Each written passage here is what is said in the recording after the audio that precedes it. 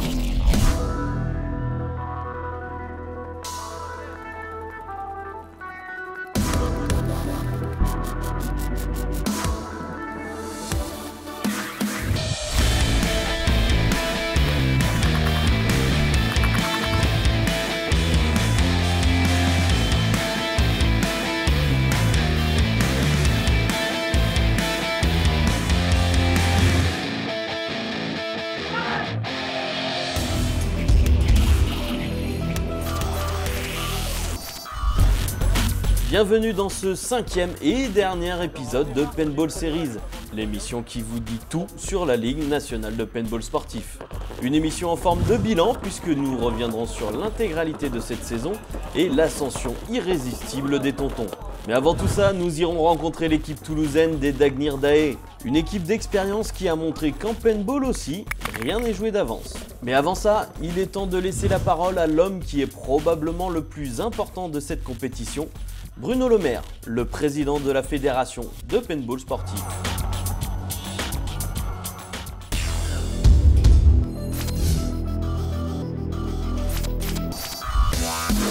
C'est lors du championnat de France 2014 que nous avons pu rencontrer Bruno. L'occasion pour lui de revenir sur les fondements même de ce sport.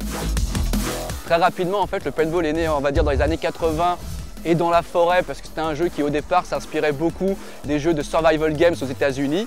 Il est arrivé en France à la fin des années 80, avec le premier magasin qui s'est implanté en 91. Et depuis, en fait, le paintball est petit à petit sorti de la forêt pour arriver sur des stades. Ce qui fait qu'aujourd'hui, entre le paintball qu'on a connu il y a 30 ans et maintenant, il y a vraiment un grand écart, que ce soit au niveau de la technologie des matériels comme au niveau de la pratique. La fédération elle-même est née en 96, de l'impulsion de joueurs qui voulaient absolument s'organiser comme un sport classique.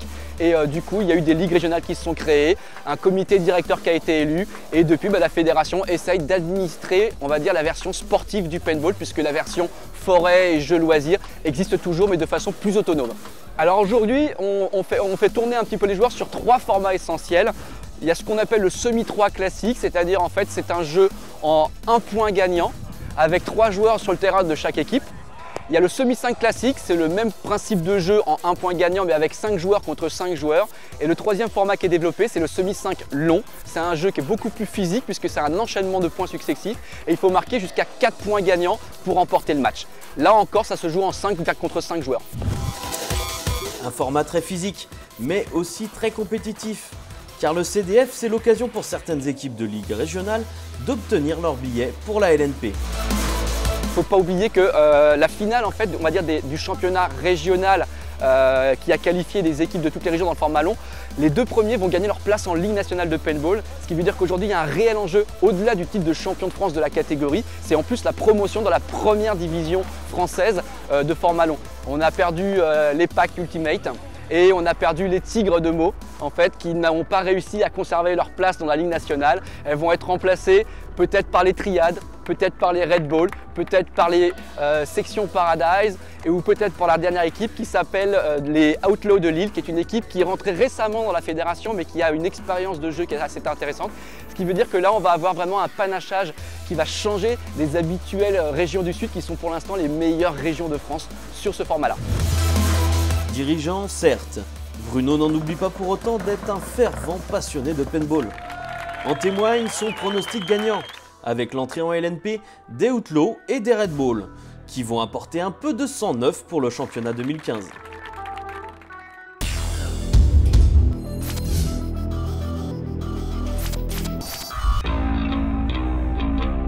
C'est une équipe d'expérience que nous rencontrons aujourd'hui dans Paintball Series. Créés en 1993, les Dagnir Dae sont des artisans incontournables de l'essor du paintball en France. Cette bande d'anciens rôlistes ont très certainement le nom le plus mystérieux du circuit. En hommage à Tolkien, ils se sont prénommés Dagnir Dae, c'est-à-dire les Chevaliers de l'Ombre. Et ces chevaliers de la cause paintballistique sont en croisade permanente pour la reconnaissance de leur sport. Ces vieux de la vieille accueillent aussi de jeunes joueurs prometteurs, comme Jérémy Manuguera, que nous avons rencontré non loin de Toulouse, leur ville d'origine. La plupart des joueurs, comme on a actuellement Patrice Guigou, Gab Escarno ou Sébastien Morin, ont tous 10 ans de paintball au moins. Et moi, ça fait 3 ans que je joue chez Dagnères. Actuellement, aujourd'hui, je joue au poste d'attaquant. Alors, ce qui s'est passé, c'est qu'on s'est dit cette année, on fait la LNP et on va essayer de jouer un autre format chez nous, le semi-5 format court. Et on s'est dit comme ça, quoi qu'il arrive, on devrait être qualifié dans l'un des deux formats. C'est vrai qu'on a quand même privilégié la LNP. Effectivement, on a pu assister à une remontée spectaculaire lors de la 3e étape de Puget-sur-Argent, où l'équipe toulousaine a réussi à décrocher la 3e place de la manche. Bon, il s'est avéré qu'on s'est pris une 6e place et c'est dommage. Comme tu l'as dit, le début de saison était difficile. On ne savait pas trop où on allait, étant donné que la saison dernière était médiocre. Donc vu qu'on avait réussi à Paris, on s'est un peu plus lâché et puis ça nous a fait du bien.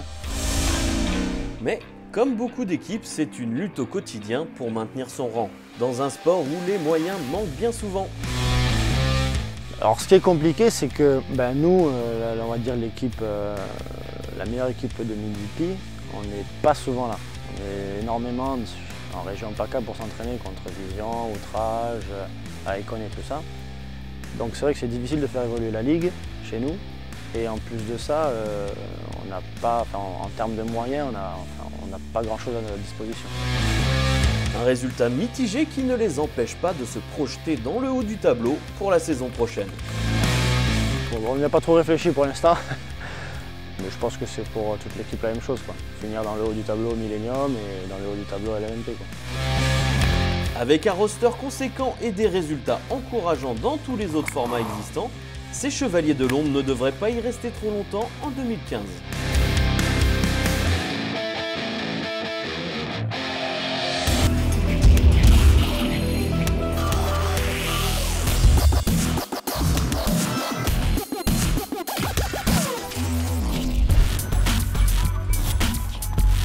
Nous sommes à Saulnay-Chartreux, en région parisienne. Fin mars, le soleil est de la partie. Ça annonce un bon début de saison pour le paintball français. C'est sur ces deux terrains que tout va se jouer pour la suite du championnat. La Fédération de paintball sportif a organisé cet événement qui permet aux 12 meilleures équipes issues des ligues régionales françaises d'être sélectionnées pour participer au championnat LNP 2014. À l'issue de ces 3 jours, pas de réelle surprise par rapport à l'année précédente, avec la présence des teams Icon, Carnage et Vision. Si ce n'est que semble déjà se jouer un match dans le match entre les Outrages et le team favori Tonton. Effectivement, Tonton nous l'avait confié, leur bête noire c'est Outrage.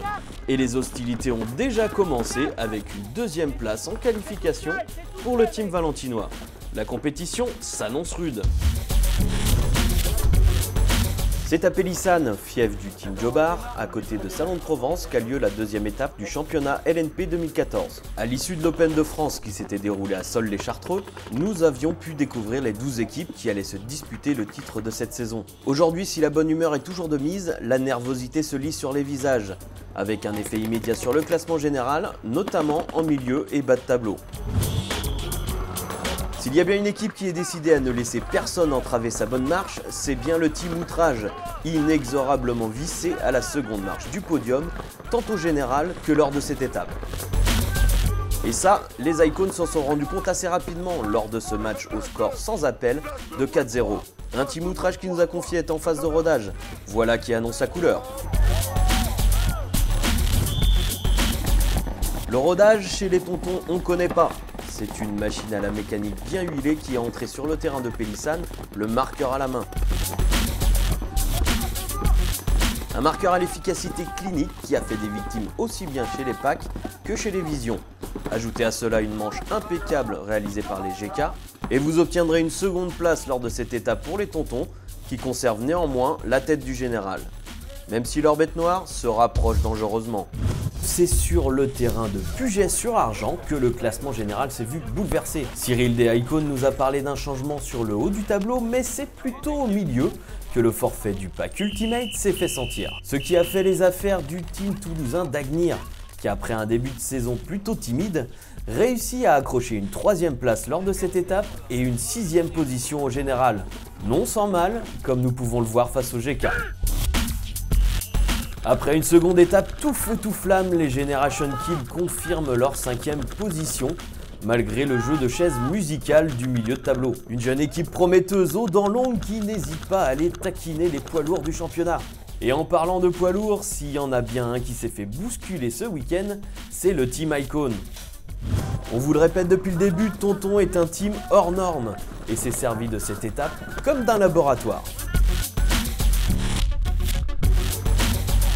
On les voit tester de nouvelles combinaisons, de nouvelles stratégies, de nouveaux positionnements, et puis après, on se dit qu'il est peut-être temps de marquer des points. Retour à la dure réalité, ça se solde par 3 victoires et un match nul pour le leader du championnat.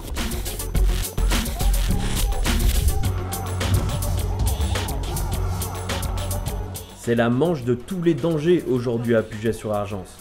Les 5 équipes rescapées du championnat sont sous tension. Les Tontons sont bien sûr archi favoris tant ils ont survolé ce championnat, ne concédant aucun match lors de la saison. Malheureusement, la rage et la volonté n'auront pas suffi au team de Valence. Après avoir effacé efficacement Icon et GK, le match nul concédé contre Carnage semble avoir atteint le moral de l'équipe. Et contre les Tontons, il faut avoir toute sa tête pour arriver à leur niveau de jeu exceptionnel. Ce ne sera donc pas cette année que le champion sera détrôné. Les Tontons remportent une fois de plus le titre LNP, devant leur éternel dauphin Outrage et le team Carnage qui vient compléter ce podium, finalement très similaire au classement en sortie de championnat. La seule surprise de ce week-end vient des Generation Kill qui ont réussi à terrasser leurs concurrents marseillais de la Team Icon. Bravo à toutes les équipes qui se sont défoncées pour offrir ce très beau championnat et qui promet une belle saison 2015 pour la LNP. Ah, ça y est, il y avait 5 teams, 4 à abattre, on a réussi à remplir le job et puis voilà, on est de nouveau champions, on gardera le titre avec nous cette année encore et on est content et fiers de le ramener à Marseille.